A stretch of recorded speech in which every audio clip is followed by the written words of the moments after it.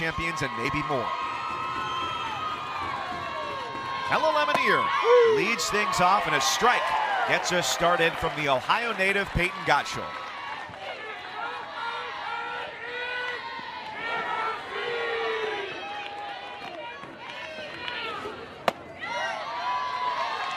Lemonier all-league first team in the Horizon this year for the junior from Orland Hills, Illinois, west of Chicago.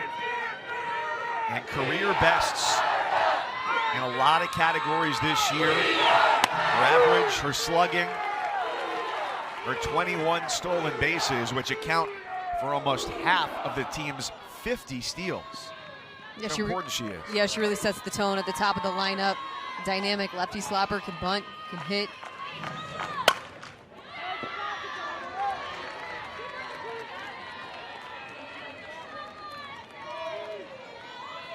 You can see right here how effective she is at the top of the lineup. 58 hits is best in the Horizon League. She's also so fast, she can wheel around home to first. 5 triples on the season.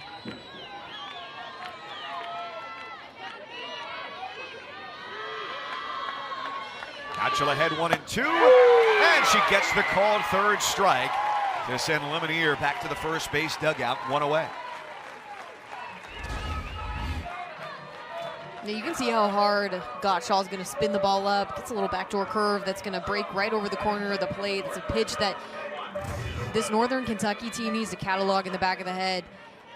If the umpire is going to call that pitch, they've got to be hyper aware of the movement that that's going to bring and making sure they're trying to do their best to foul it off, to fight it off, and not take that pitch on strike 3. Jenna Rhodes, a freshman from Wilmington, Ohio, just about an hour from campus across the Ohio River from Cincinnati. She committed when things were shut down during COVID, so Coach Gleason never saw her play in person. She never got to make an in-person campus visit, and she is down swinging. Back-to-back strikeouts for Gottschall. I mean, you can see already how much Gottschall is going to pound the zone. I mean, she goes and attacks hitters. She really trusts, again, that movement to move and end up right on the corners, gets enough break right on the end to induce some swing and misses.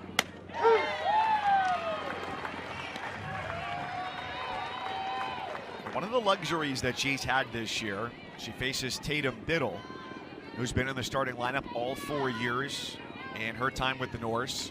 Gottschall making the move over from Bowling Green, where she was the pitcher.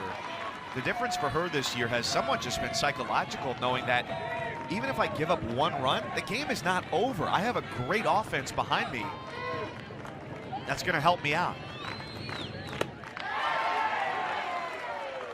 She checks the swing and holds up. It's 1-2. And not only does Gottschall have an elite offense to help her out, but she also has an elite pitching staff. If she gets into trouble, they can go to Carlin Pickens, they can go to Ashley Rogers off the bench to come in and finish ball games. And she strikes out the side to start the postseason for Tennessee on just 11 pitches. And McKenna Gibson in the 3 spot with 15 home runs. Malloy also 34 stolen bases to lead the SEC. I mean, you can just tell when Kiki Malloy steps into the box, she just goes into attack mode, and that was something that was so consistent when we talked to her yesterday, how mentally she's just ready to capitalize on a mistake from a pitcher.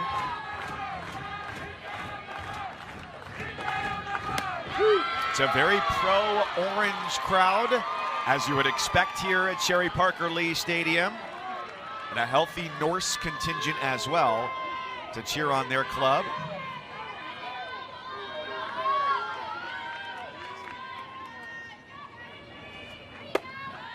And you go back to the middle of our first game, Indiana and Louisville. That was when the Tennessee fans started to roll in here to the ballpark. Man, they got to show that Indiana-Louisville game was so good. We saw 5 solo home runs in that one, swinging some big bats for those 2 teams. I'm talking to some of the employees here in the Tennessee press box. Talking about that Bree Copeland home run is one of the hardest balls they've ever seen hit at this field. And no doubt, there have been witnesses to many this year. Malloy with a roller to third, DeMemo on to first. And that is a huge start here for Lauren Hicks, because one of the things we talked about yesterday with Karen Weekly was generally your most powerful hitter, you put them third or fourth in the lineup. She puts Malloy at the top, and Malloy said, yeah, because if you don't pitch to me, well, good luck, because the other hitters behind me are just as dangerous. But if you get her out, that's instantly a boost of confidence for the pitcher, for the defense. Yeah, you just look at the numbers that Kiki Malloy puts up, and your head instantly goes, she'd be a 3-hole hitter. Just the amount of power that she has, the 23 home runs. But there wasn't anybody in this Tennessee lineup throughout the season that was as consistent as Kiki Malloy, and that's why she hits leadoff right now for the Tennessee Lady Vols. Looking at this offense, and for Tennessee, their biggest challenge today with Lauren Hicks is going to be to make sure they're sitting on a speed, because she's constantly going to be changing speeds on you. Really nice changeup that drops a ton of velocity. She's going to throw it in the 40s, and she brings it early and often. And that was the factor in Kiki Malloy's at bat, and she's doing it again against Zeta Pooney. She's got both of those hitters down 0-2. That's when she can really try and get them to chase, and you saw Kiki Malloy a little bit early, a little bit out in front on that first AB.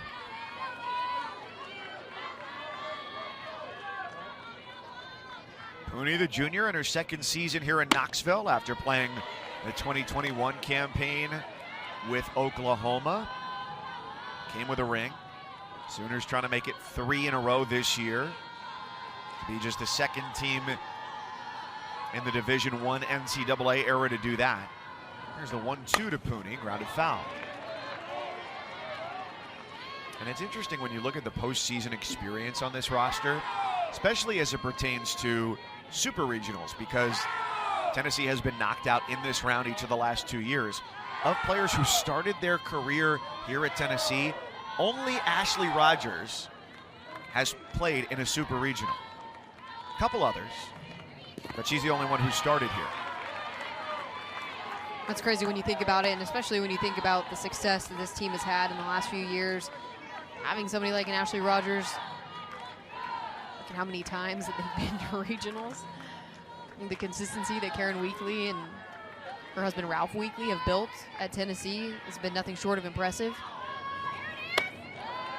But you could tell when we were talking to this Tennessee team yesterday, they were hungry. I mean, they recognized that despite the fact that they've had an incredible SEC season, winning the regular season and the tournament, there's still something left on the table, and that's making it to the Women's College World Series.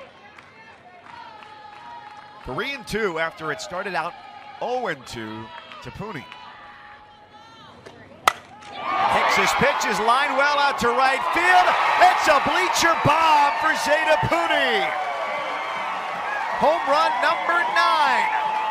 And it's 1-0 Tennessee in the bottom of the first.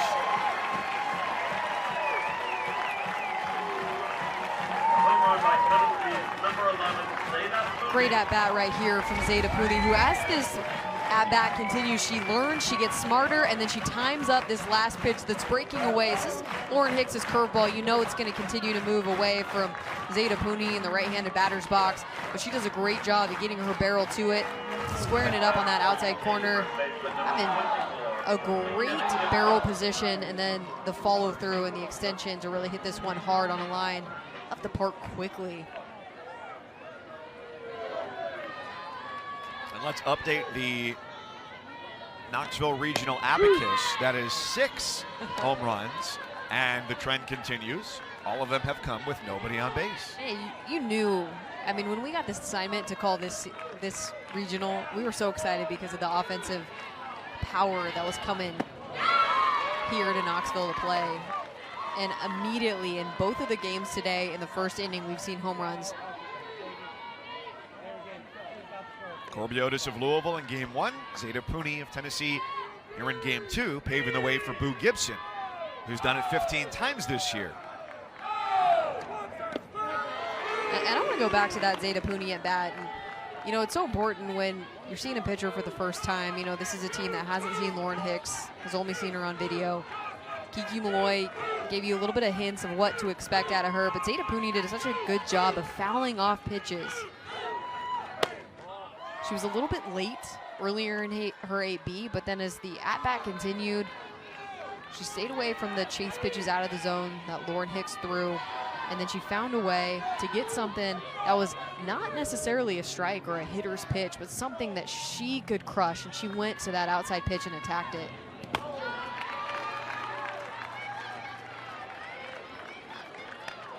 That's been a big development this year for Gibson as well here as she faces a 3-2 count, is being okay with letting pitches go and waiting for what you want. If it's there, you kill it, and if it's not, it goes by. So ground out to Malloy to start. Back-to-back full counts, yield home run and ball 4. Yeah, it's a big part of the growth mindset for McKenna Gibson this season, is understanding what her zone is and being really, really efficient when it comes to seeing the pitch that she wants and attacking it, letting the other ones go, and not letting that scare you as a hitter. Sometimes it's so easy, you let a strike go by, and that kind of freezes you up for your next pitch. She's not doing that this season. She's making sure she understands what she wants, and until she gets 2 strikes, she's going to be okay taking some pitcher's pitches or some good quality strikes, knowing that they're not the ones that she wants. Riley West knew she'd see a changeup and grounds it foul, 0-1. She's the cleanup hitter for what is the second highest scoring team in the country, only behind Oklahoma, and the gap is quite sizable. Sooners in action right now. They scored better than 8 runs a game, and Tennessee scored just under 7. I think that's what's impressive about Tennessee, too, is they don't have one of the best batting averages in the country. In fact, they have the 3rd highest batting average as a team here at the Knoxville Regional. However, what stands out, and good teams do this, is they learn how to have that timely hitting. When they are getting on base, when they are coming up with a big hit, there's runners in scoring position.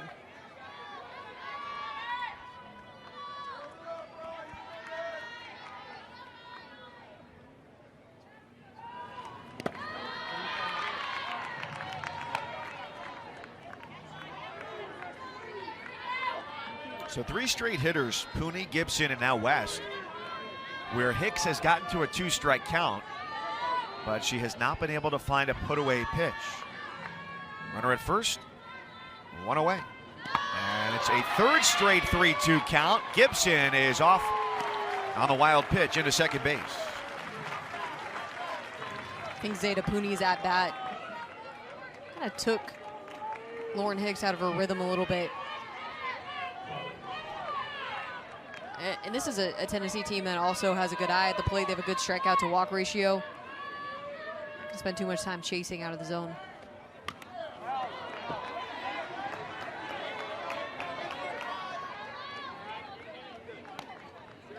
Yeah, I think again, when you look at this Tennessee team and what stands out, they're hitting .304, which is higher than their regular average with runners on base.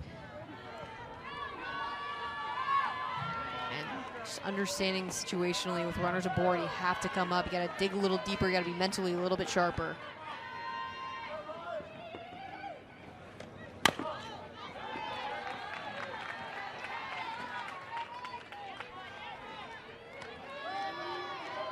Karen, the SEC Coach of the Year this season, won it for the 3rd time. The last time she won it was a great season, 2007. They go all the way to the championship series, and this year seeded 4th overall in the field of 64, their highest ever. That year, 2007, was their previous best, seeded 5th. Trying to get back to the World Series for the first time since 2015. It's really interesting because I think about this Tennessee team, and it's pretty incredible in a lot of respects that they haven't won more SEC championships, because you think about the Monica Abbott era, you think about the Renfro, Madison Shipman era. I mean, those were some dominant teams. 2013, this Tennessee team went to the Women's College World Series Finals, ended up losing to OU. So Lauren Hicks, back-to-back walks here after the home run given up to Pooney. And that brings Morgan Newport, who was a first-year assistant with them, out to the circle. Newport played at Northwestern, And I don't know that I've heard this much praise heaped on an assistant coach in quite some time as these players had to share for Morgan Newport. Oh man, it was so clear. They just loved her presence, her plan, her process, bringing some consistency to just the preparation that it takes to be good. And this Northern Kentucky team, just when we asked them, you know, what has been some of the key things that have helped you get to this point, to get this university their first trip to the NCAA softball tournament, and a lot of them talked about going back to the fundamentals, really focusing on the process, spending time extra working. And I think there's a ton of influence from Coach Gleason on that, and I think there's a ton of influence from Coach Newport as well. It'll be a big couple months for her. She is less than 2 months away from getting married, July 7th. So congrats in advance to Coach Newport. Mackenzie Donahue, the senior out of Oklahoma, transfer from OU. And she's got runners at first and second, already one run across, and just one away here in the first. Back-to-back free passes, very selective Tennessee offense here in the first, waiting to get a pitch they want to see and fouling away the rest. And this is the first at bat for Lauren Hicks today that she hasn't thrown a first pitch strike.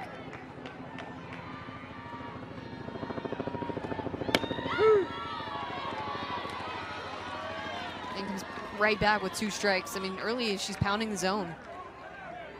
Something that this Tennessee team's going to catalog in the back of their head as they continue throughout this ball game. Hicks in the circle was the MVP of the Horizon League tournament. 1-2 to Donahue. Late on that, fouls it away down the right side.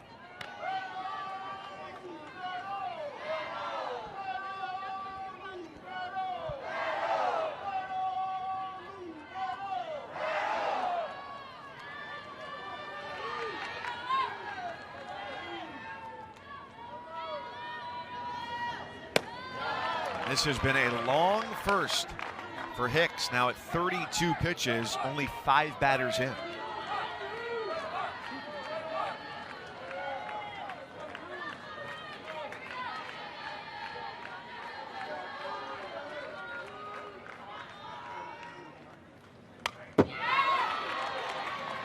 Yeah, I think this is going to be one of the differences that Lauren Hicks is going to experience. And they've played plenty of Power 5 schools this season, but I think that's one of the biggest separators at some of these Power 5 levels is the discipline factor. So again, we've talked about she's getting ahead, she's getting 2 strikes on these Tennessee batters, but they're so disciplined outside of the zone. I think more often than not, you're going to get hitters to chase. They're just not going to be as likely to chase today, so she's going to have to be really smarter about throwing through the zone, continuing to mix speeds and finding ways. I don't foresee there being a lot of strikeouts in this game for Lauren Hicks, but finding ways to get these hitters off balance, like we saw from Kiki Malloy, out in front, little ground ball. After a 9-pitch plate appearance to Riley West, here's the 8th to Donahue, and it's in the dirt. She's bounced a couple of those here in the first. Look how slow that comes in, though. 45. It's a huge velocity change, and again, like, she likes to come over the top of that changeup, flip it out of her hands, gonna get top rotation down. Same kind of form that she's gonna have in her curveball. 4th full count and a slow dribbler. They'll do another 3-2.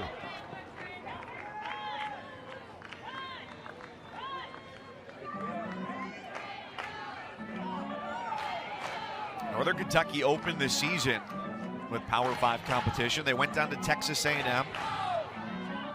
They lost to the Aggies, lost against Michigan State, and then turned around the next day, beat Michigan State 3-1. And they've seen Louisville this year as well, Northwestern.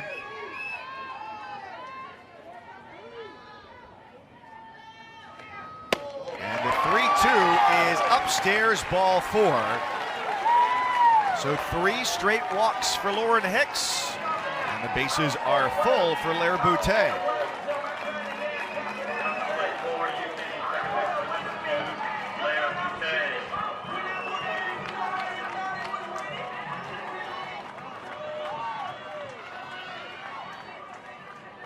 And now Karen Weekly has come out from the third base coach's box. She'll make a substitution over at third. And the pinch runner is Shakara Goodlow. This is loaded, 2 outs. Excuse me, 1 out.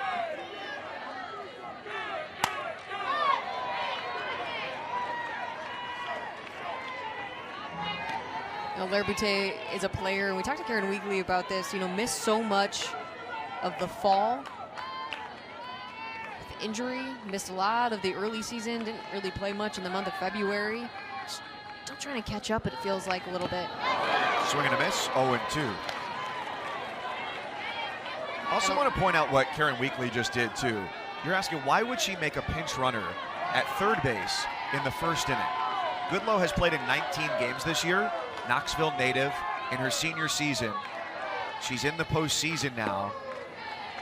She's a very fast runner. That's why they brought her here from junior college. But a really cool moment to be in the school you grew up watching in the postseason.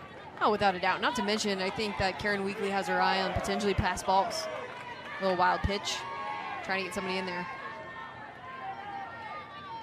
1-2. And a swing and a miss. That's what Lauren Hicks has been trying to achieve here in this inning, a change of pace, and she caught Boutte out in front. Not only did she get Boutte in this at-bat once, but she gets her twice on 2 changeups, way out in front, way early, really fooling her. The first one, earlier in this AB, she chased one in the dirt. It was well out of the zone. It's an undisciplined swing, but that sets up Lauren Hicks to be able to throw that one with 2 strikes. She has no choice but to swing at it because it's going to be a strike. Julia Kutsoyanopoulos, swing and a miss, strike 1. 7th batter of the Tennessee first, 1 run across on a Zeta Pooney solo home run.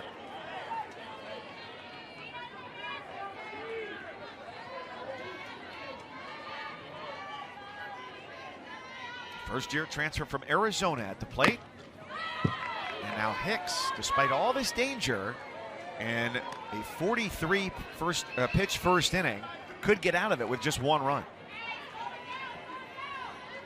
Yeah, after giving up 3 straight walks, she has the opportunity to get out of this inning, giving up only 1 run. And you can tell later in this inning, she's just peppering in so many more changeups and off-speed pitches.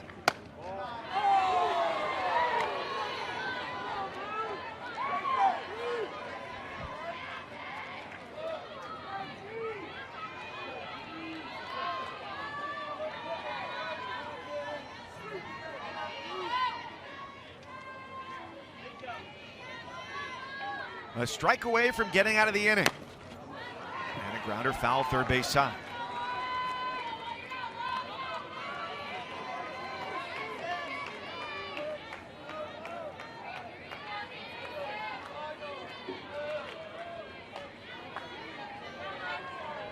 Kutsoyanopoulos on the Arizona team that went all the way to the Women's College World Series last year.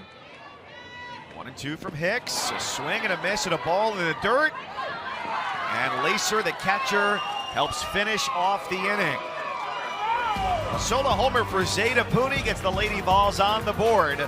Their first trip to the regional round, and just oozing with pride, joy, happiness, and that's exactly what it should be. This is an opportunity that everybody dreams of. As a softball player, you want to make it to the NCAA tournament. So for her to take a program new to the Division I level, to work, to grind, and to get here is nothing short of incredible, and something that we should always value, regardless of what seed they are, what their record is on the season. If you're playing today, that means you've had a great season. It's the catcher, Maddie Lacer, in the cleanup spot leading things off, and they're one of several first-time participants in the NCAA tournament. Charlotte, Eastern Illinois, George Mason, North Carolina Central, Northern Colorado, and Omaha joining Northern Kentucky. First time in the dance. And this is the top shelf in her office that had sat vacant for the first 7 seasons, and the Horizon League trophy makes it to the top shelf. And she has been so proud of that, because when she recruited these young women to come in, sell a vision for a program, because you can't sell what Tennessee has on the wall out here and all the regional appearances. You have to sell a vision at that point. And she said every young woman and their parents came into my office. I looked at the top shelf and I told them, we are going to put a trophy up there, and now their dreams have become reality. I love that. That's such a real and clear vision. And to be quite honest, Mike, I can relate to it, because one of the biggest reasons that I chose to go to Alabama was the opportunity to win the SEC's first national championship, and that stood out to me. I remember as a recruit talking to Coach Murphy, and he's saying, hey, you can be the first one to win a national championship from the Southeastern Conference. And Coach Gleason is selling the same exact message. You can be the first. You can set new traditions. You can create new culture. You can build a program and cement your name in history. And again, such a powerful message to some young players that want to have an opportunity to make a name for themselves in their program. And she is just bubbly and effervescent. Their first 4 at-bats have all been strikeouts, but they are embracing the moment, knowing they're the heavy underdog in this game, but you can't take away all that they've accomplished already this year. And it's not like going into their conference tournament that they were the #1 seed either. No, I think that's what you have to recognize, too. This is a team that struggled early in the year. They had a losing record to finish the season, but they're playing their best ball at the end, and they had to come together as a team to continue to work and grind to win that conference tournament. Now, again, you go from winning that tournament now to facing the #4 team in the country and the #4 pitching staff in the country. And a big reason is Peyton Gottschall. I mean, she is just electric in the circle today. We talked to her. She has confidence.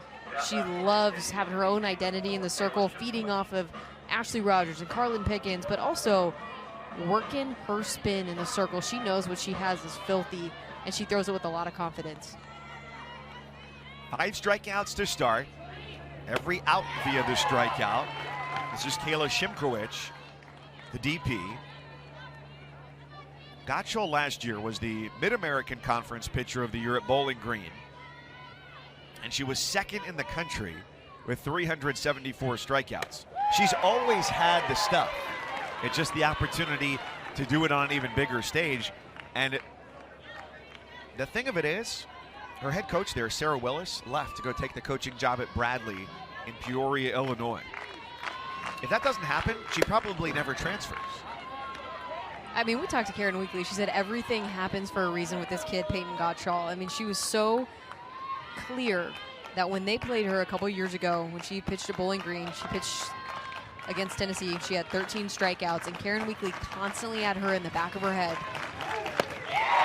And it's 6 up, 6 down, 6 strikeouts for Peyton Gottschall. This is the stat that really made my eyebrows pop up. Jamison Brockenbrough leading it off for the Lady Vols here, #8 hitter. After a 46-pitch first inning for Lauren Hicks, was that they scored 14 runs with 2 outs in the SEC tournament.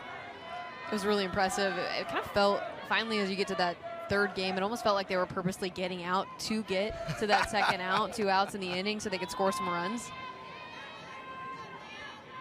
That's how you know you're good. Right. I'm sure Karen Weekly would have appreciated a couple more runs earlier in the inning, but all being said, if you're getting that much production with 2 outs and you're really taking advantage of every single at-bat that you have in an inning, I think that says a lot about your team and where their mindset's at. And the fact that they got contribution from players like Brockenbrough, who had the 2-run single to give them the lead in that 3-1 win over South Carolina in the SEC title game. Yeah, I think what impressed me, out of their 14 RBIs on the weekend, 5 of them came from the 8-9 hitters. Jamison Brockenbrough and Katie Taylor. A third of that run production, that's a big deal. It's coming out of 8-9, and that's really what sets this Lady Vol team apart, especially in the SEC. What's made them elite this season is the pressure the entire lineup puts on, and it's somebody different every single day. And speaking of pressure, that changeup is putting a lot of pressure on these Tennessee hitters. That's 3 strikeouts in a row on the off-speed pitch for Lauren Hicks. And now they know it's coming. It is very obvious. As a Tennessee hitter, you've seen 7 batters in front of you, you know you're going to get the off speed. And they're still early on. They're still chasing on it. Katie Taylor, number 9 hitter, takes ball 1. So this is like your coaching brain coming out here because you see an opportunity. So do they. They're just eager to jump on everything.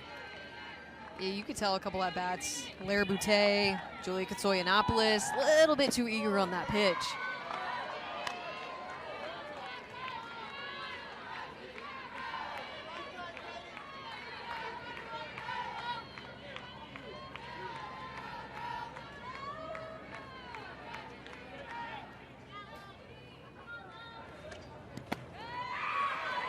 And although Hicks walked 3 in the first, she didn't have a plate appearance like this or an at-bat like this to fall behind 3-0. No, McKenna Gibson, Riley West, and Mackenzie Donahue all had a really quality at-bats where they got behind, had a couple strikes on them, and then worked their way back to that full count. Battled, fouled off, took some chase pitches. This is 5 of the first 9 batters who have seen a 3-ball count.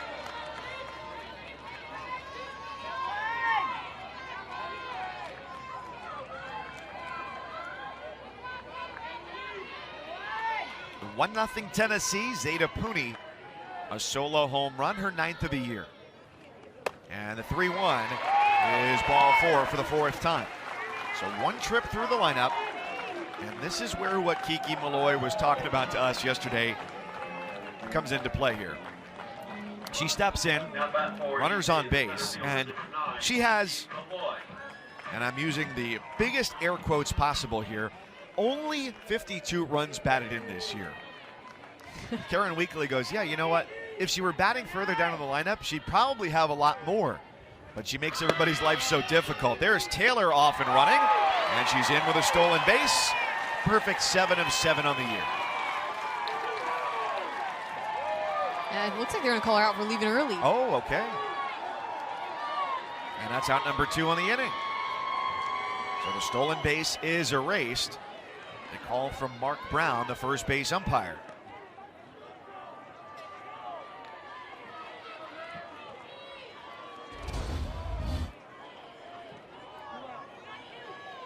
You know, to be honest, I don't think that Katie Taylor left early on this. It's a hard angle for us to see. I thought she had got a good jump, honestly. Hard hit ball, bobbled by Bill. Her throw to first is tardy. Also bobbled by Robertson. Kiki Malloy hammered that. And even if that's fielded cleanly, that's still a close play over there at first. Yeah, she hit this thing hard. You could hear it off the bat.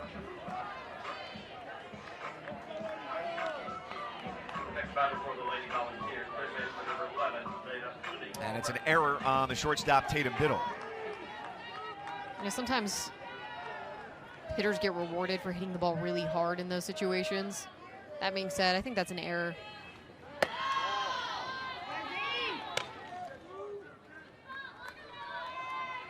A routine enough play that should be made, you think? Yeah, absolutely. I don't necessarily think it's routine, but I think it can be made. And look at what we're seeing from the Norse. Look at the alignment of the defense. A ton of respect for the power of Zeta Pooney, but also so much respect for the speed of Malloy over at first base, who was running on that pitch. Kiki Malloy, an SEC best, 34 stolen bases in 35 tries. This is a team, Tennessee, that has a lot of trust in Kiki Malloy and her ability to use those wheels and push herself into scoring position for Zeta Pooney, who had a home run earlier today. That was an opposite field home run. Ground ball foul. We've seen a couple of home runs, 6 today, a couple that have been no doubters, and then a few that have returned to the field of play. One off the top of the wall in center field, another one off the camera tower in center field, and then Pooney's was off the fencing in front of the bleachers, just beyond the right field wall. What I'm saying is not enough souvenirs, really. That's 1-2. That's up and away.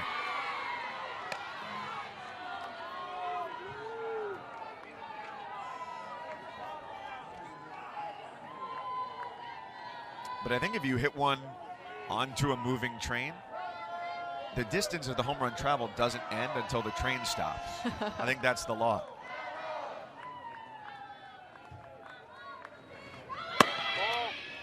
Pitch is downstairs, and Malloy's stolen base try is successful. 35 of 36. Lady Vols with a runner in scoring position with 2 out. Yeah, behind the plate, Maddie Lacer is the Horizon League Defensive Player of the Year, so she's got a good arm. On the Katie Taylor stolen base where she left early, I actually thought she got a pretty decent throw off. She made that one close, though. Kiki Malloy has elite speed. I mean, she's one of the fastest players in the nation, and that's always going to be a tough out, but made a really nice throw, really close play. And for Tennessee, I think you're going to see them continue to steal, not because they see something, a hole from Maddie Lacer. It's because of the amount of off speeds that you're seeing from Hicks in the circle. Tenths of a second make a difference, and on a 45-mile-an-hour pitch, that's a window to run.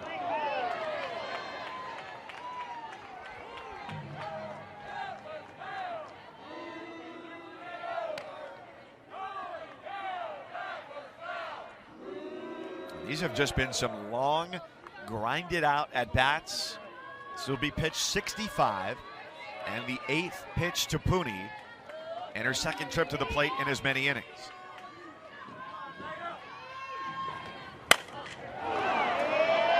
You know, to be honest, I hear that, Mike, and you tell me that 65 pitches have been thrown and there's only been 1 run given up. It just doesn't happen very often. No, especially with some of the crooked numbers that we've seen put up from the host team versus the number 4 seed in a regional today. And it's ball 4. And now they've got Malloy. Oh, they had her temporarily caught up, but it didn't appear as though they wanted to make the throw to second base. DeMemo, the third baseman, had it, took a look, stuck it in her pocket. So Malloy stays at second, and Pooney is aboard at first to bring up Gibson. I love that play by Kiki Malloy. Actually, it's almost like your spidey senses are going off. You see a ball in the dirt and you're so ready. She gets a giant jump. Her softball IQ is through the roof. She sees something on the ground and she's going to be able to react. Reads that really well.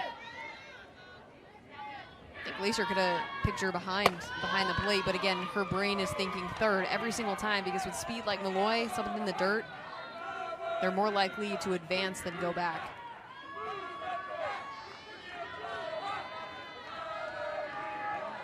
The accounting major there behind the dish says she loves numbers. Gets the strike, 1-1. And I know everybody's brain is wired differently. I've always hated numbers. Anything that involves it. Any number, any addition above 10, forget it, I'm out. I'm with you. Mental math is not my friend.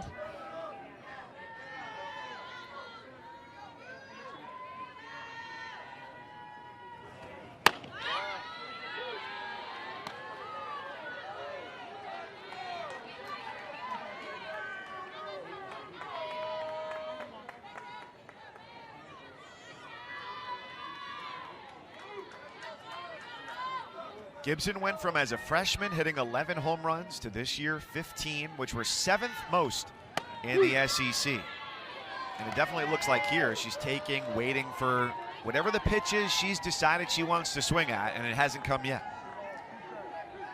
Yeah, it's interesting. She's taking that outside pitch, then got an off-speed pitch inside. Being really patient, make sure.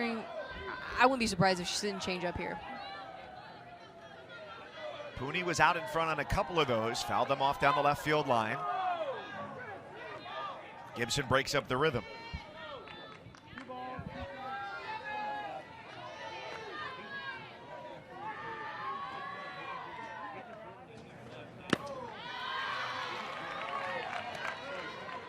Well, if it's a ball put into play, anything that touches grass is going to score Malloy from second base with 2 out and her speed. Still just 1-0 Tennessee. Hicks in the circle, has walked 5 and has another 3-2 count. And the pitch grounded to third, snagged by DeMemo, a long throw! And at first they get the out as Robertson taps the bag. And immediately, the Tennessee staff says they want a replay on that.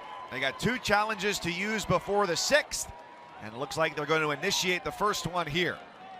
Yeah, I think the biggest question here is when Trinity Robertson goes up to try and catch this ball that's high above her glove. She's got to get off the bag to try and jump and reach this.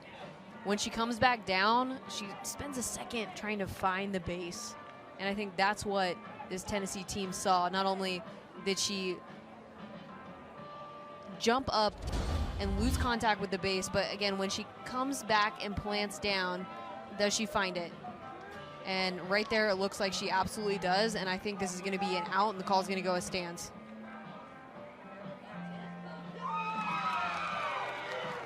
And so the signal from the umpires on the field, after they just converged to talk about it, is out. And Karen Weekly, as is her right to do, says, I want you to go take a look at it anyway.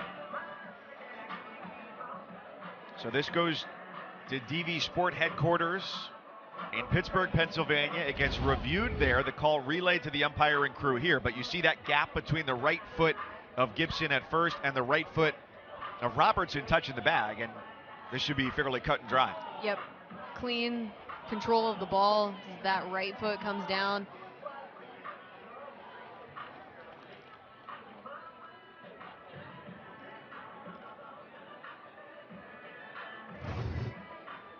Again, so important that the call on the field is out.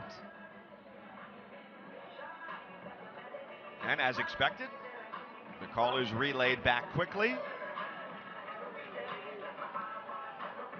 And the call on the field, out as expected. So excellent job there by DeMemo at third, Robertson at first, and Hicks for a second straight inning dances out of danger. Conference championship to get to this NCAA tournament, it is not taking them as complete failure. It's how do you learn from those losses? How do you handle playing some really, really tough competition and learning from mistakes, learning from your at-bats, continuing to grind and get better? I mean, they play a tough schedule. They play Louisville twice. They always schedule Kentucky. Played at Texas A&M this year, Michigan State, Texas A&M. Some really quality schools early in the year. But that pays off at the end of the year when you're playing in your conference tournament. DeMemo gets it off the end of the bat, and it's tracked down over the shoulder by Gibson in foul ground. The first non-strikeout out from Peyton Gottschall here to start the third. Hey, and you got to celebrate those little victories in a game like this. Peyton Gottschall mowed over the first 6 batters. So if you're trying to find a way to get barrel on ball, Brielle DeMemo, it's a big accomplishment, and it's just something that you have to celebrate as a Northern Kentucky hitter. Sophomore first baseman Trinity Robertson. Yeah, and that's such an important mentality to have, is to think about chipping away at Peyton Gottschall. If she strikes out the first 6 batters, your next job is to just simply hit barrel on ball, period. Doesn't matter where it goes, doesn't matter if it's a foul ball, fair ball, it's just trying to make contact. And then you can talk about putting the ball in play hard, and then you can talk about getting some hits, and then you can talk about scoring some runs, but it's going to be a process, and they're going to have to continue as they go through the lineup to just try and chip away.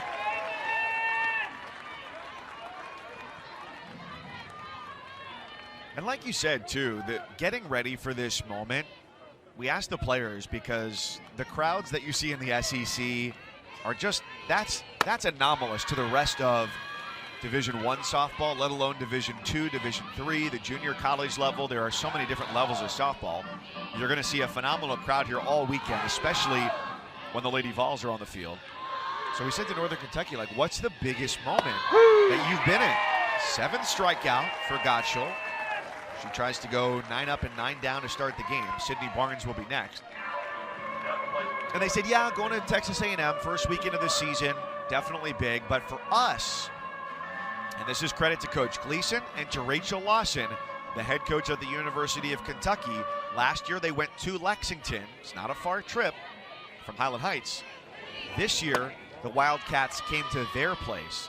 And when you're the coach in the position of power, as Coach Lawson is at Kentucky, you don't have to go play that road game. But she said, for the good of the sport, we want to grow the game. We're going to come to you because we know it's going to draw a good crowd. That struck well down the line. Riley West tracks it down in foul territory, and the inning is over. So Peyton Gottschall completes her first trip through the lineup. Northern Kentucky team, we were talking yesterday with you guys about turning points. You go to Robert Morris the second weekend of April, you get swept, you get outscored 12-0, you go 9-3 the rest of the way, and now you're here. What changed after that series in April? I think we just got together and said enough's enough. You know, we're a better team. You know, we were without Maddie Lacer and Jenna Rhodes that weekend, and you know, it hurt us quite a bit. And we just got them back and just realized that, hey, we are good enough. And if this is what we want to do, we got to change our mindset. Coach been really impressed with Lauren Hicks and her ability to dig herself out of holes and battle through some long ABs from Tennessee. What does she have mentally that helps her in those moments? Well, I wish she wouldn't get there. You know, we've been ahead in those hitters 0-2, 1-2 counts. You know, and she just has that competitor attitude, and she knows she has to dig in. And I think she likes getting in those situations, but the rest of us are not really happy about it. But she's doing a good job and attacking. Catherine, thanks so much. Thank you.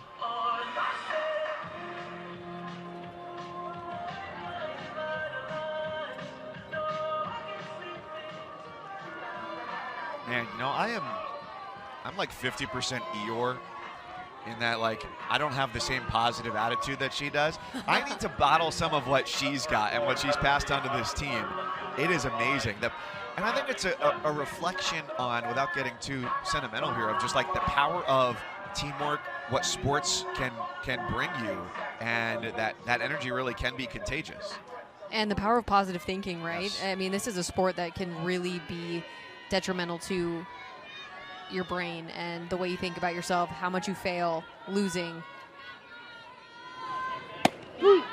And for a coach to bring that positive energy, ultimate belief in her team, and that continuous spirit of, we can do this, we got this, let's keep pushing forward, I think is really special. And I think you're seeing that trend happen more and more in head coaches. I think in this day and age, when we're talking about the mental health of the student athlete, how important it is to have really, really positive role models, have positive-minded coaches that help these women become the best versions of themselves.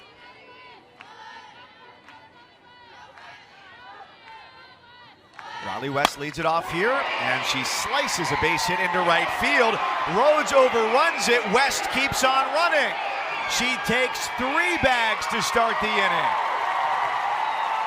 Nothing is routine in the postseason, including a line drive into right field. The reason that Riley West is able to pick up a triple on this hit is because of how hard this comes off the bat. I mean, she laces this thing to the outfield, and because as it continues to bounce, you can see Jenna Rhodes doesn't have her footing under her from an outfield perspective.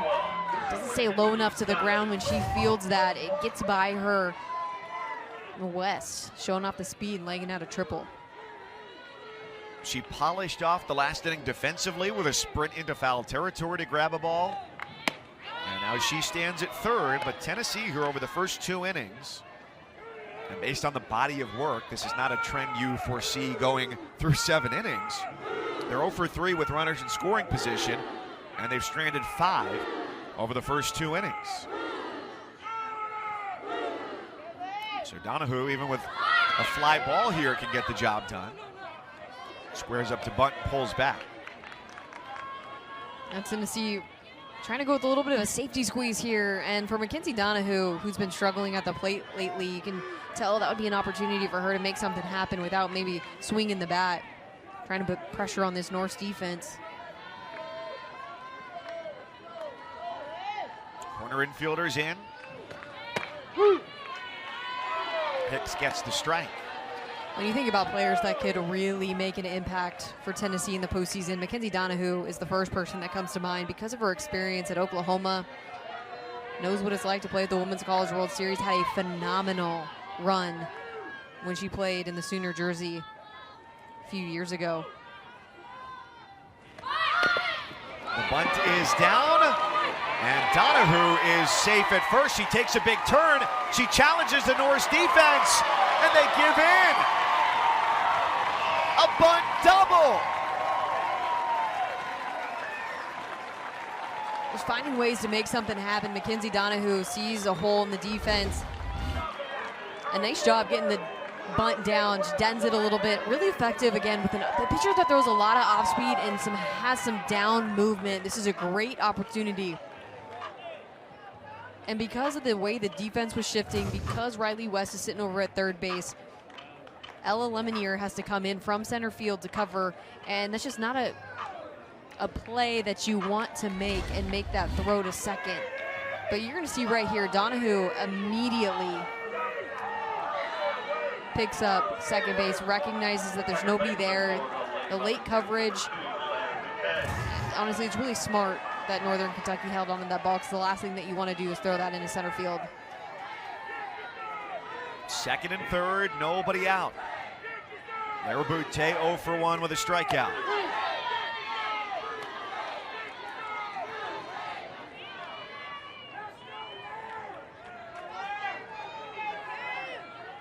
This team shifted in a little bit. You can see on the right side of the infield, look how far they're creeping in, and then how much this Norse team has shifted to the left side of the field. A tremendous amount of respect for Larabute and her ability to stay inside out of the softball. This is an interesting shift, though, because of the amount of off speeds that you're going to see from Lauren Hicks. So she's got to be really disciplined and make sure she really hammers the outside part of the plate, because the last thing that you want is for Larabute to be able to turn on something.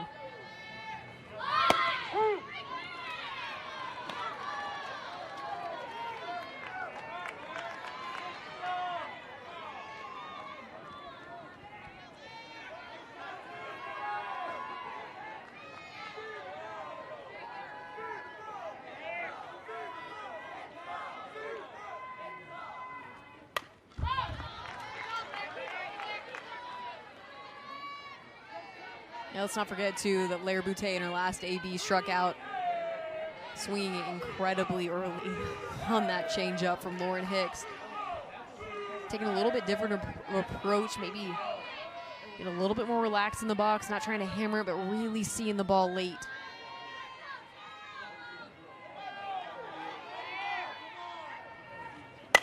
One-two pitch, flared to left. Lenhart charges. She makes the catch. And she just stares down West at third. And that's out number 1 this year. They were taking on Marshall, a diving grab. Number 8 in the top 10 for Lenhart. That one a routine one, nevertheless a big out to get 1 on the board here as Katsianopoulos steps in. She's also struck out. That ended the first.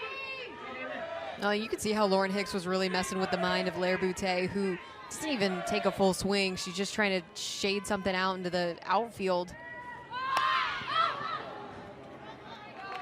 Wasn't trying to drive anything hard. She was just trying to place something to that left field. But because of the spin, because of the movement, because of Larabute just being so early, ends up a little lazy fly out.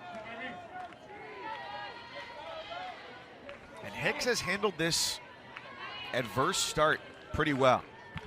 Earlier this year, she threw the first no-hitter in the Division I era of Northern Kentucky softball. Struck out 16 in a win against Detroit Mercy. And then, as if they had a piece of chocolate cake and just put more chocolate on top, later in the series, Alicia Flores threw their second no-hitter against Detroit Mercy.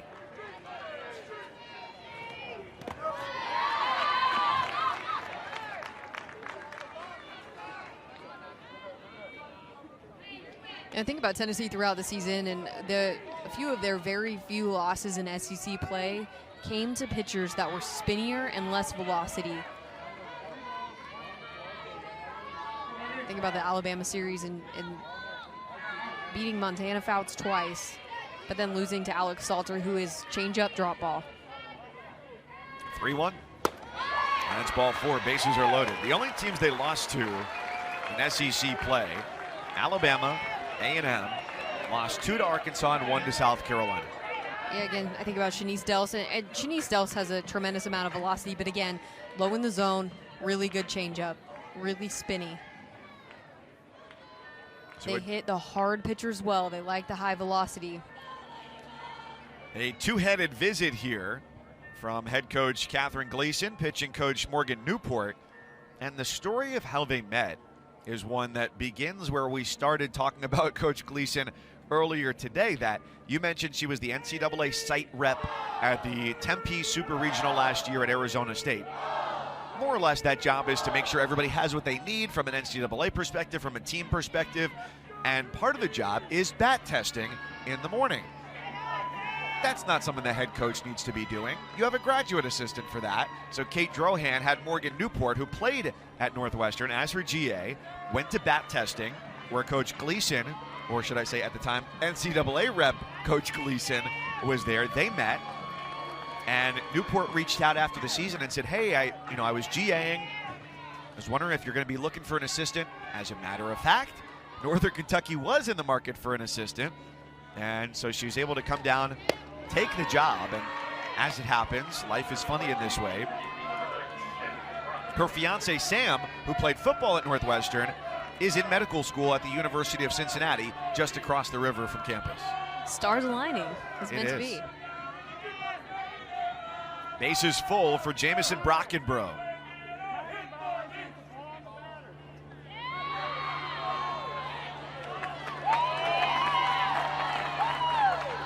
And a ball has just been assessed to Brockenbrough by home plate umpire Kevin Conder. And she lines it into right field. That's down for a base hit. It gets past Rhodes all the way to the wall. West scores. Donahue scores. Kutsianopoulos scores. 3 bags for Brockenbrough. The number 8 hitter delivers. And it's 4-0 Lady Vols in the third. We've seen Northern Kentucky have a slight shift in the outfield, going to the opposite way. But Brockenbrough gets something that she can turn on. This is a pitch that's over the middle of the plate. She times it up well enough to get it by Jenna Rhodes out in right field. And this is an easy bases clearing triple for the Lady Vols. And this is the hit that they've been wanting all game long. But Brockenbrough in the 8th spot comes through. What a season she's had. 4 for 7 this year with the bases loaded, so she's coming through when they need her. At third, 1 out, and it's Katie Taylor.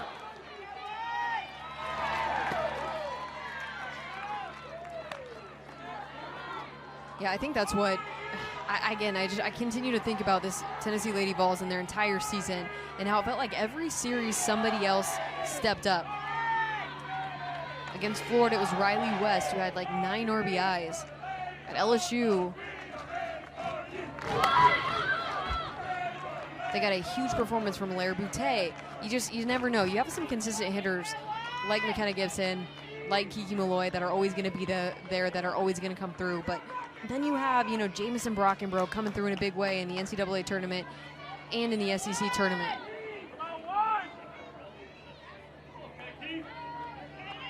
Two triples in the inning. Swing and a miss by Taylor.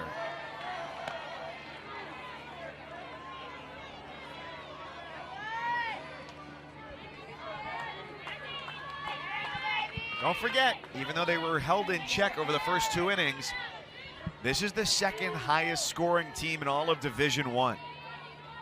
7 runs a game.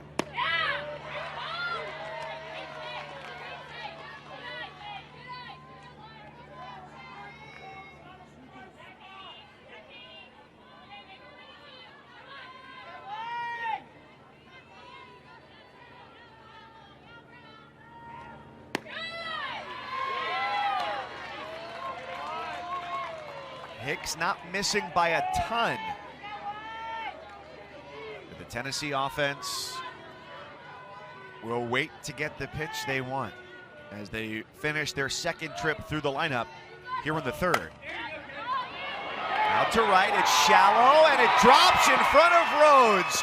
She was late to get a read on it, and Katie Taylor in a flash gets into second base as she played Sprockenbrough. It's 5-0 Tennessee. Another RBI from the bottom of the lineup for the Vols. Katie Taylor was really early on some of the pitches in this at-bat. Gets a curveball and just finds a way to get enough off the end of her bat to get this on the grass. And because of how deep this Northern Kentucky team has been playing, how far they've shifted in the outfield to try and protect against that big hit, sometimes open the door for those little hits to fall. Kiki Malloy for the third time. Did you feel like Rhodes in right field? You also have the sun setting down the left field line. Did you feel like she got a good read on that? I mean, I think where she was playing, you can see right there, she's almost at the warning track. That ball wasn't hit hard enough. I don't think she has a chance to catch it. But don't get me wrong, the sun is a factor out in right field without a doubt. And you consider the alternative. You got one out, you dive for it, you catch it, it's a tag from third, you don't catch it, it gets by you. There's not a lot of good choices in that situation.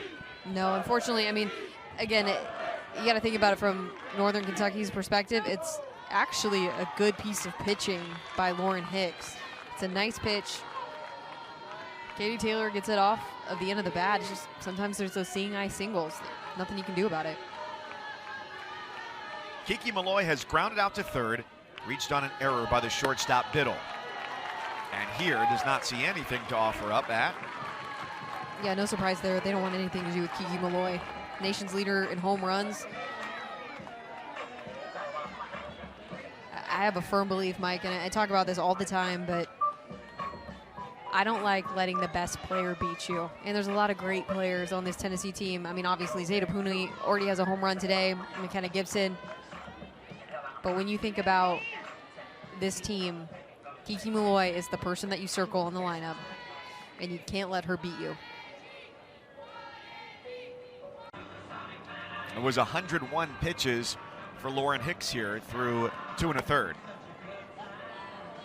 Well, don't miss a minute of the action. We got 16 sites pumping and jumping this weekend, so you can catch it all with 7 innings live today, tomorrow, Sunday. Available for you on ESPN Plus, of course, with games airing across all of our networks. But you can catch the highlights. If you know the NFL Red Zone, this is the Red Zone for softball on the busiest weekend of the year for the postseason. Yeah, for those of you that are very confused, because I've worked 7 innings live before, it's not to watch an entire game. No. You gotta go pick an entire game if you want to watch it. This is a hard, bouncing site to site. You're seeing all the exciting and best plays and biggest situations of the day. If there's a bases loaded, they're probably going to pop over to that bases loaded game. It's just that quick hitter. Here's what's going on in the entire tournament, not necessarily at one site or one ball game. A bit of a pew, pew, pew, pew, pew, if you will. Yeah, I like the sound effects. There you go. A little onomatopoeia for you. She's Kayla Bro. Mike Cousins with you as the Lady Vols threaten as they have in every inning thus far today. Here in this frame, though, a big number. 4 across. They lead at 5-0. Zeta Puni, solo home run off the fence above the outfield wall, the metal fence containing the right field bleachers for her 9th home run of the year. And she's got 2 runners aboard with 1 away. The line right now for Hicks, 2 1/3, 5 hits. She's allowed all 5 runs, responsible for both runners aboard. Walked 7, struck out 3.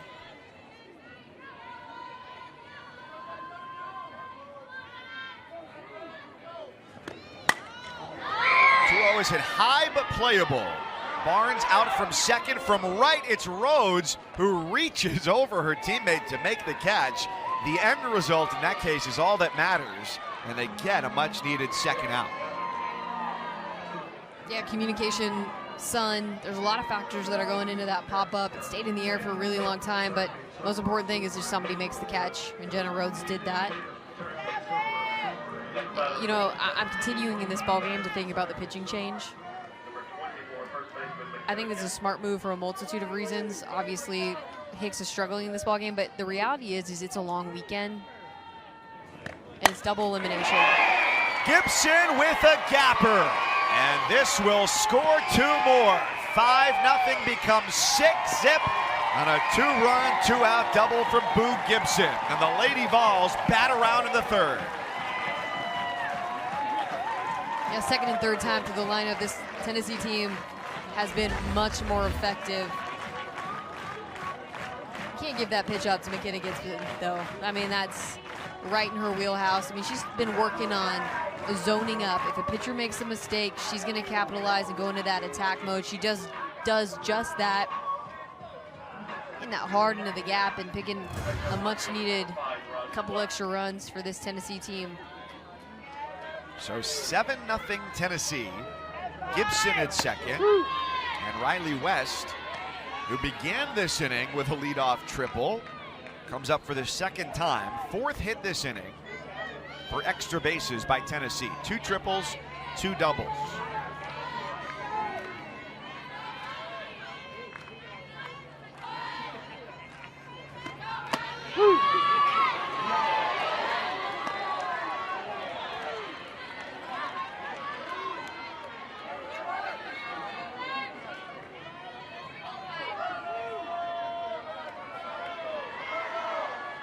And in all of this, still only 1 home run as West leans and watches that go outside.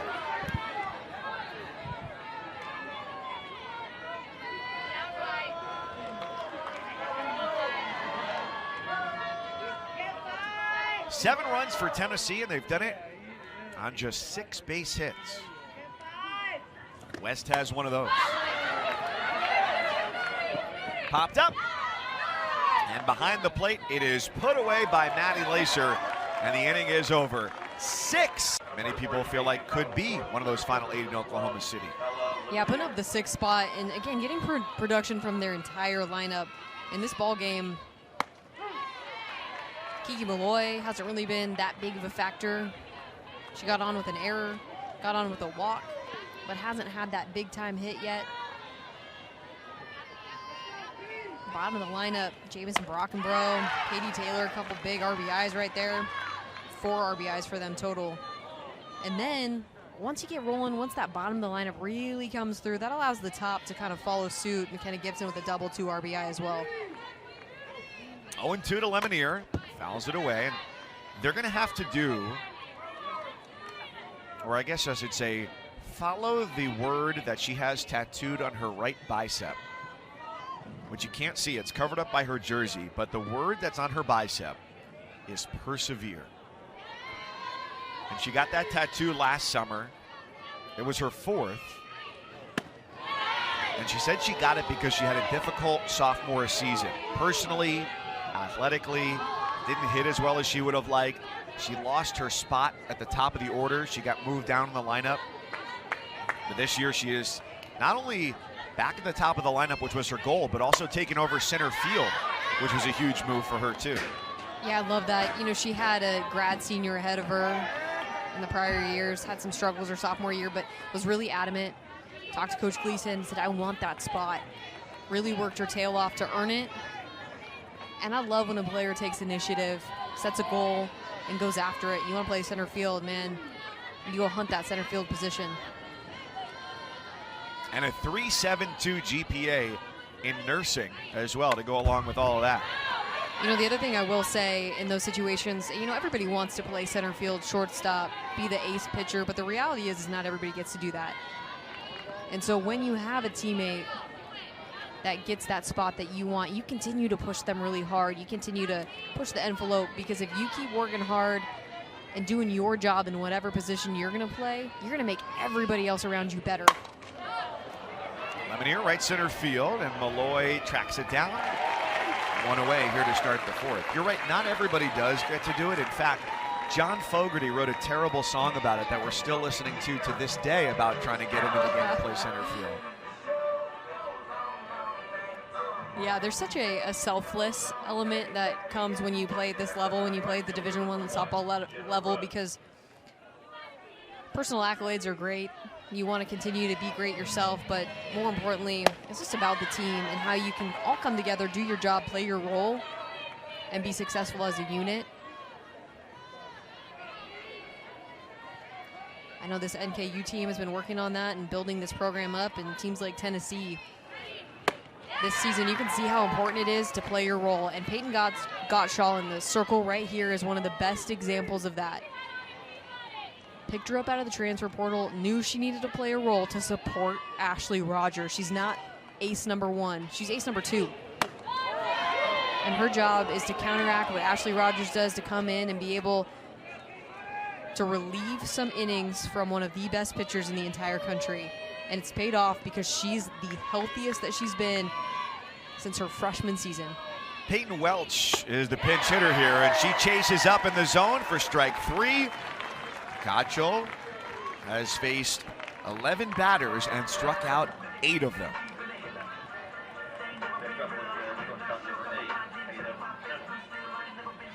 This is game 2 of the day, and earlier today, a phenomenal first matchup. So we saw Indiana and Louisville start things off here in Knoxville. It was 4-2 Indiana, top 7. A solo home run in that game made it 4-3.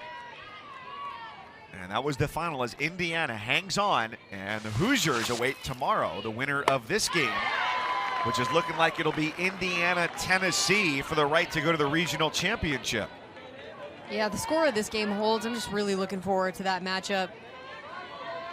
Indiana, a team that has continued to improve all season long. They brought out the big bats. And I love thinking about the matchups between one of the best hitting teams in the country, hitters like a Taryn Kern, like a Bree Copeland, who had a just ridiculous home run earlier today, facing the #1 pitching staff in the SEC. I think that home run just landed in Asheville, North Carolina. I mean, it was ridiculous.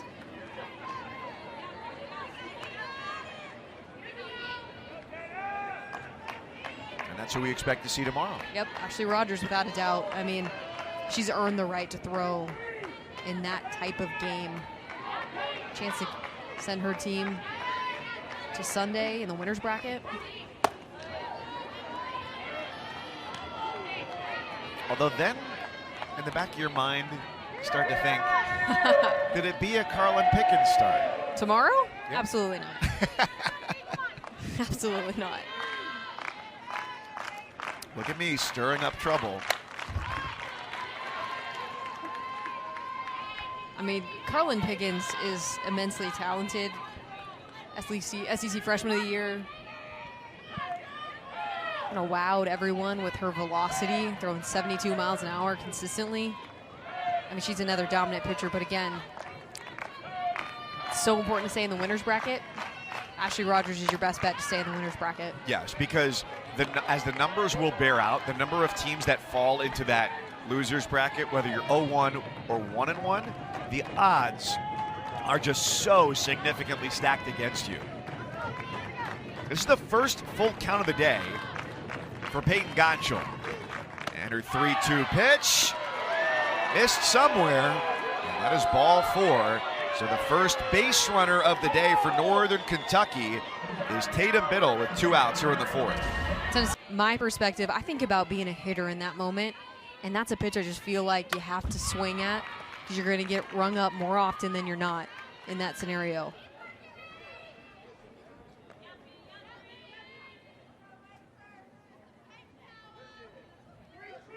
So a tough take. And it's Lacer who went down looking back in the 2nd inning. The junior from Manteno, Illinois. And her teammates say that the energy she brings to the table, by the way, she is a catcher, so perfect play right there. Her calming energy is something that has been so essential to their success. Yeah, for a young player to be able to communicate effectively with the entire team, to be that presence, to control and command the defense, but not panic. You just need catchers that are just steady, like a rock for your team. When things go wrong, when there's chaos, you rely on your catcher to kind of bring it all back together.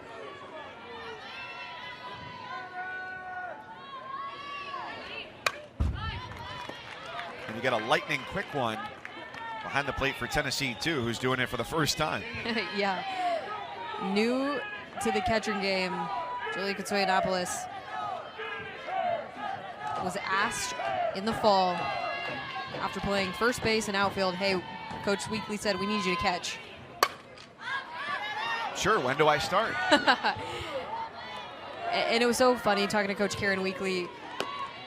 Julia's first reaction was, I want to be great right away. I want to learn catching in 2 weeks. I want to be the best catcher in the country by the start of the season. And it just doesn't happen like that. It takes a lot of time. It's defensively the most difficult position to play.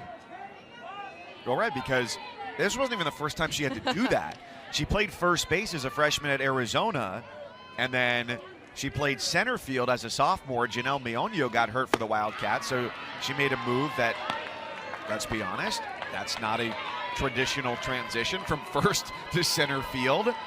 So what a versatile athlete. And Coach Weekly says she has the greatest softball IQ on the team, and that's exactly what you want behind the dish. 2-2 with Gaccio looking for the put away, and after her first walk, she polishes off. We're going to break that last half inning. We were talking about Julia and her versatility, and can you tell us, for people who are watching your team for the first time, perhaps what she's meant to the pitching staff this year? Oh, man. I mean, for her to step in October, we were well into fall ball when I asked her if she would make that move back there. She's just a kid that loves to play softball. She's got a really high softball IQ. She knows how to talk to her teammates, and that helps our pitchers a ton, and she works really hard back there to get every pitch for them. Coach, some other unsung heroes that we've been talking about is the bottom of your lineup, your 8-9 hitters, Jamison Brockenbrough and Katie Taylor. Not only did they have 5 RBIs in the SEC tournament, but they have 4 tonight. What can you say about those two? You know, just big time. I mean, that was big time what Jam did because, you know, we were struggling to square up a ball, and we really needed something there with the bases loaded, and then for Katie to follow it and put more runs on the board. It's huge when you can count on people in the 7, 8, 9 spots. Thanks, Coach. We appreciate it. Thank you. Karen Weekly, the head coach of the Tennessee Lady Vols, and the SEC Coach of the Year this year for the 3rd time in her 22nd season at the helm here. And there was an article that came out this morning about the Tennessee softball celebrations. And I think there's we were talking about the evolution of coaching and how you handle your players, positivity being a big part of that. And she goes, I'm all in for the celebrations. I want everybody to have as much fun as possible. We work so hard to get here, and we might as well enjoy it. Diving stab to Memo to her feet, but not in time to get Donahue up the line. DeMemo has done a nice job sacrificing her body over there at third today to keep balls in front and get some big outs. Yeah, you just can't help but applaud the effort by DeMemo right here. Just a great job of seeing this off the bat. It's going to continue to peel off into foul territory. It stays fair just over the base. She does a great job of gloving this thing up, but Mackenzie Donahue, just a little bit too much speed down the line to be able to get her out. So Lair Boutte is the batter here. And that one gets to the backstop off her bat for strike 1. No, I think talking about the celebrations and going back to that conversation with Karen Weekly and the article that came out is our game is evolving. It's changing. The players are changing. Their mentality's changing. And having those celebrations is an important part of our game right now.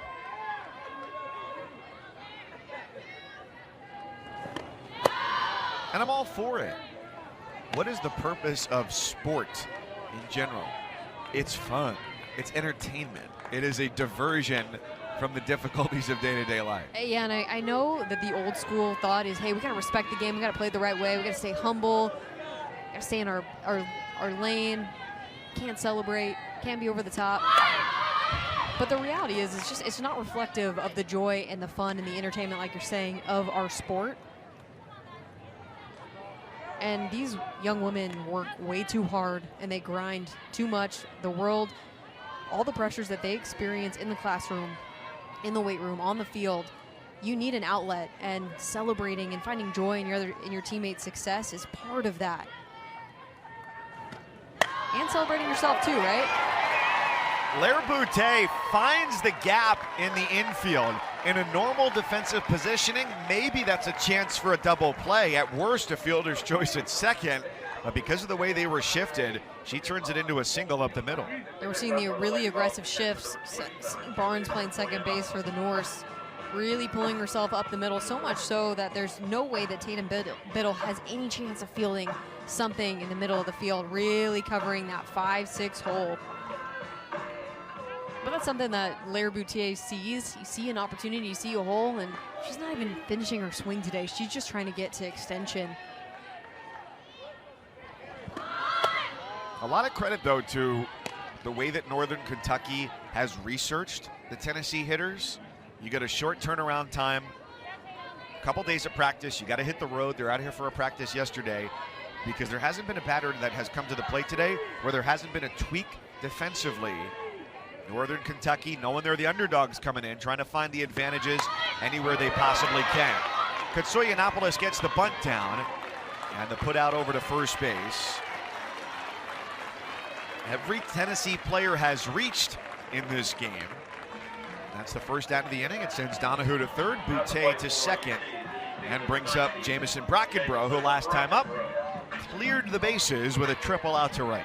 You can see the importance of that one run for the Tennessee Lady Vols today. Katsoyanopoulos trying to advance 2 more runners into scoring position so they can get that 8 up on the board and look for a potential run rule. And the reality of being in this situation for the Tennessee Lady Vols is the expectation is they come out here in game 1 and dominate their opponent. And not only is that the expectation, but such a big advantage if Peyton Gottschall only throws 5 innings. Chopper first base, and there's the 8th run of the day for Tennessee. The Lady Vols make it 9. Boutier slides in under the throw. And the run rule is in play.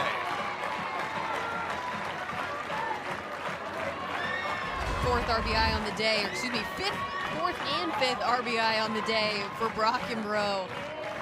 Tops this one, gets a high enough bounce. The ground's hard. Lair Boutier wheels around from second to give the Lady Vols that 9-0 lead. For Brockenbrough, the singles, she advances on the throw in from right field. 9 runs and counting. They had just 1 through the first 2 frames, 6 in the third, and 2 across, just 1 away. Here's Taylor. She spins out of the way of a pitch up and in. And you look at what's the expectation of a host in a game like this. You're a power conference team versus a group of 5 team. Here are some of the numbers today that have been put up by host teams. Not that they're going to go home tonight and say, oh, we didn't do as well as X, Y, or Z. That's not what's going to happen. But you had Clemson, number 10 seed, 17 runs on the board. Utah hosting. They scored 11, also gave up 9.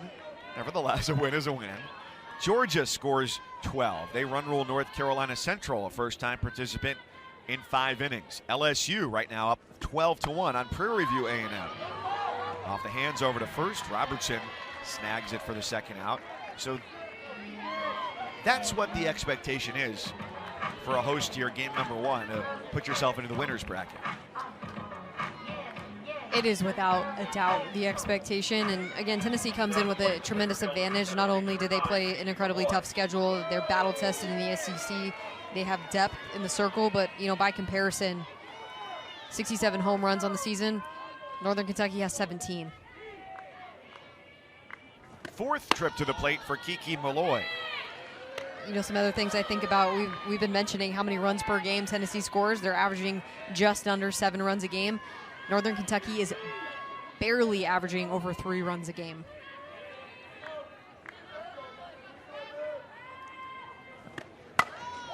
Malloy foul down the line to right. And that's into the bullpen.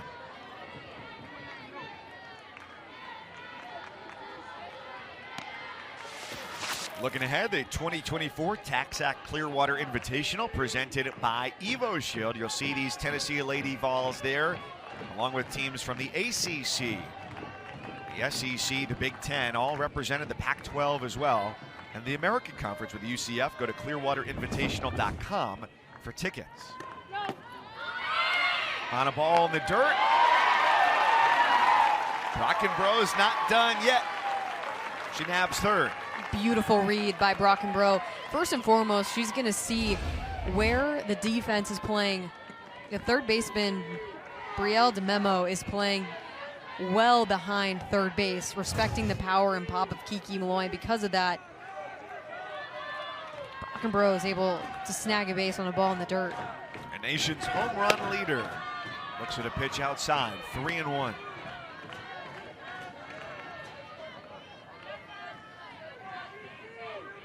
So tomorrow we're going to have the nation's #1 home run hitter in a game, the nation's #2 home run hitter in that same game. Tennessee versus Indiana. And it's ball 4. Malloy has been a contributor today without having to swing the bat for base hits. Reached on an error, picked up a stolen base. She's walked and scored.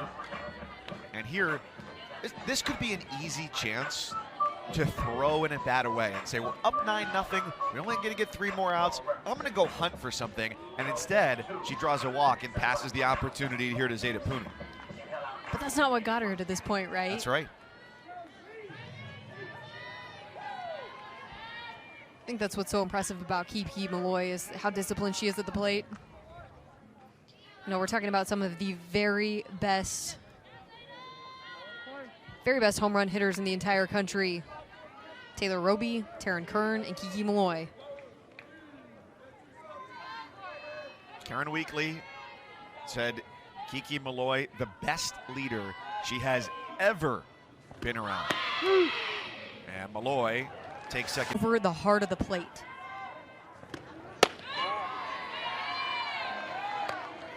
And again, when you chase out of the zone, when you're too aggressive, you're not disciplined, it's really hard to be a really, really strong home run hitter. What makes those players great is they have this natural ability, they have the natural strength, but they combine it with great timing, great pitch selection, and that prepared and readiness to attack when a pitcher gives them something that they can crush.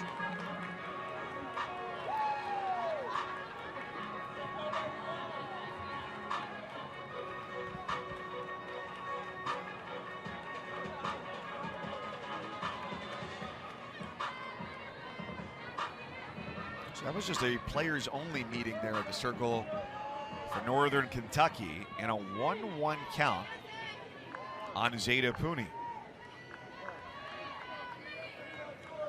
Eads, the junior from Louisville in the Circle, came on in the 3rd and trying to get out of it here in the 4th.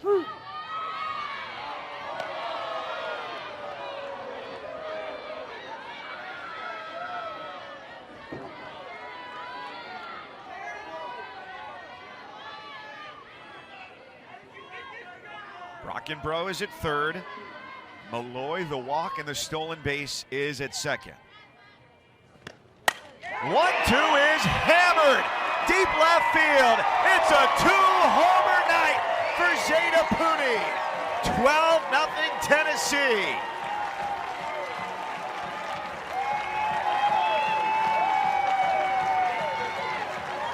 Two home runs tonight for Zeta Puni puts her in the double-digit category for home runs on the season.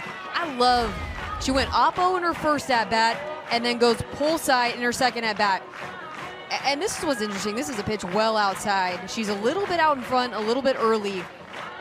But because her barrel path stays on plane and she stays through the ball, even though she is a touch early, even though this pitch is outside, she still has power to the pull side and smashes this thing. You know, we've seen a really big surge from the Tennessee offense this season.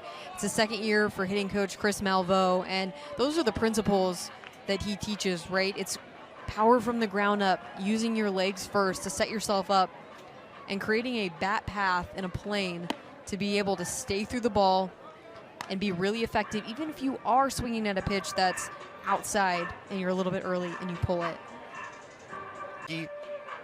In game number 2 of the day, and here's Alicia Flores. You imagine they wanted to hold back on her. You imagine she'll start tomorrow for Northern Kentucky, but now the task is to get 1 more out here and get out of the inning. Yeah, I think this is about efficiency, just throwing somebody that has a better strikeout to walk ratio, that's going to pound the zone a little bit more, throw more efficient strikes, has more experience with the amount of innings that she's pitched this season. She likes to go screwball, curveball, east-west, about 59 to 61 miles an hour, and really tries to get swing and misses on the upper half of the zone.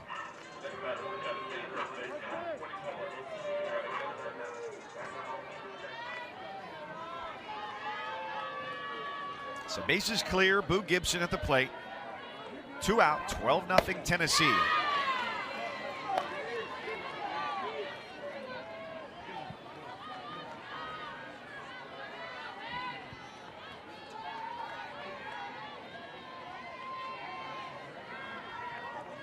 First 2 innings, Tennessee's offense laid in wait a bit. It's deep to short. Biddle. Oh, that's a beautiful throw from the cusp of the outfield grass. And it ends the inning. This day, though, has been all about Zeta Pooney and Tennessee. Her second home run of the day and 3 outs from a run rule win here on day 1 of the postseason. It's 1 pitch low from perfection at this point. She has struck out 8 and is 3 outs away from her first Tennessee no-hit complete game. In her career at Bowling Green, 3 years there, she had 3 perfect games, 3 no-hitters. You look at her stats, it's not surprising to know that she has done it before. But to do it in her first postseason game of the NCAA tournament with the Lady Vols would be quite an opening statement for this team. I mean, she set the tone at the beginning of this game. She came out, struck out the first 6 batters, just mowed them down, attacked the zone. It's thrown all but 1 first pitch strikes. There have only been 4 balls in play. 4 balls in play, but a couple of those were in foul territory. You had a foul pop out to first.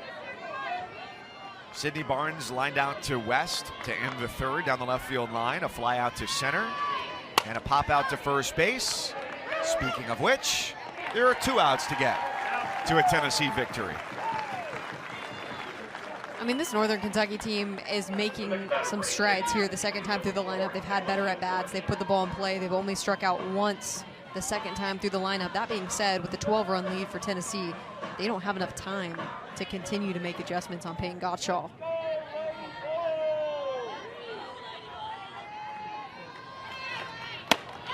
Kayla Shimkowicz, 0 for 1, a strikeout. She went down, part of a 1-2-3 second. The freshman from Naperville, Illinois, suburban Chicago. This whole coaching staff, as a matter of fact, all grew up, of course, in different eras, within about a 90-minute radius of one another in the Chicagoland area. Between Catherine Gleason and assistant coach Ashley Obrest, who's in her first season, and Morgan Newport as well, who's the outlier there from way west out in DeKalb, which is where Northern Illinois University is.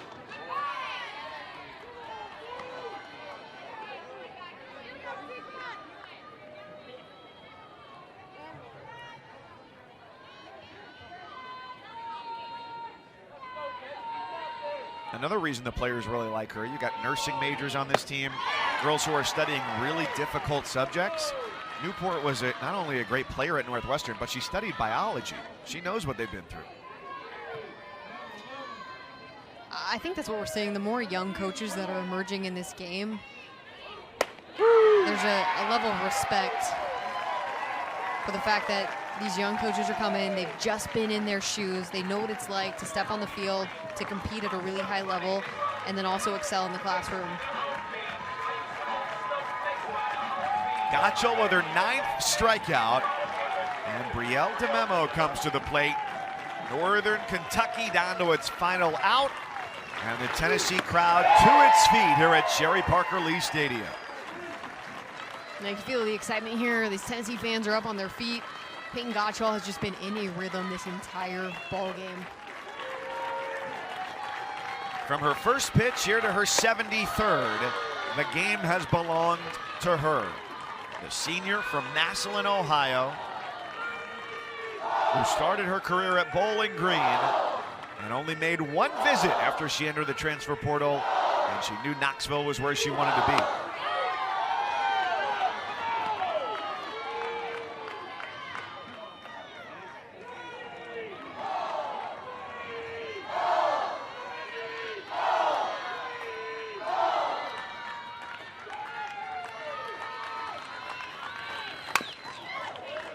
Now she just needs 1 strike to finish off her first Tennessee complete game no-hitter.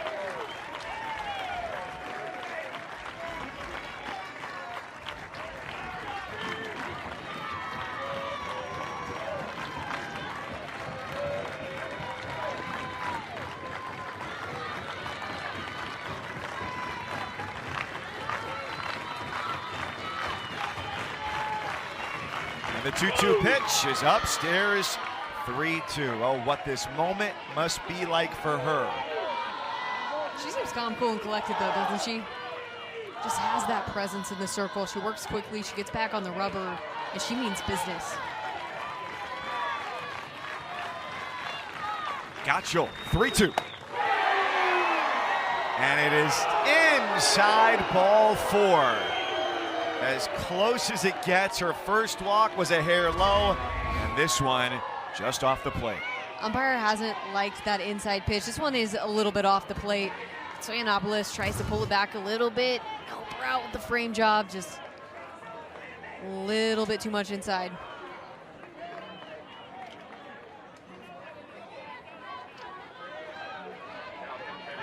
And it's a Northern Kentucky pinch hitter. Kaylee McGinn, the senior, step in here. 1 out left to work with. For the Norse, champions of the Horizon League this year. First time at the Division I level, making an appearance in the NCAA tournament. And if you're going to come up with 1 out left, you might as well swing early.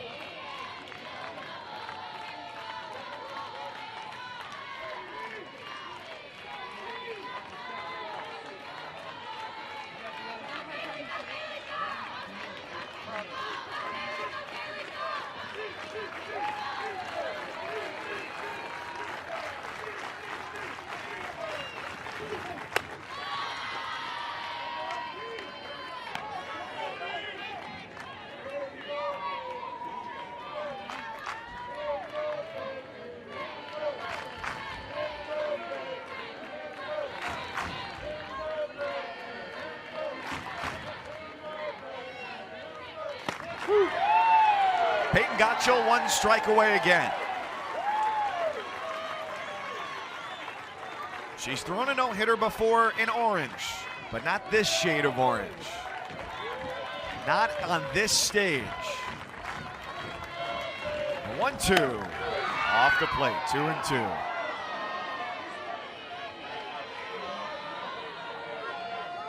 She's keeping these fans on their feet. Really drawing this one out, right? They are hungry for a W.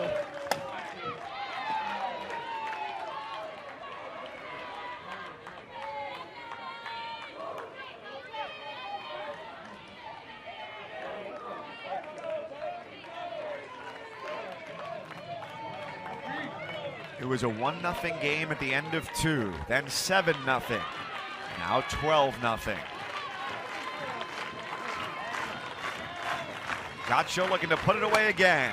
A liner to left, West on the run, and the no-hitter is complete. Peyton Gotchel's first in a Tennessee uniform, and the Lady Vols dominate from start to finish, 12-0, as they defeat Northern Kentucky to start the 2023 NCAA tournament.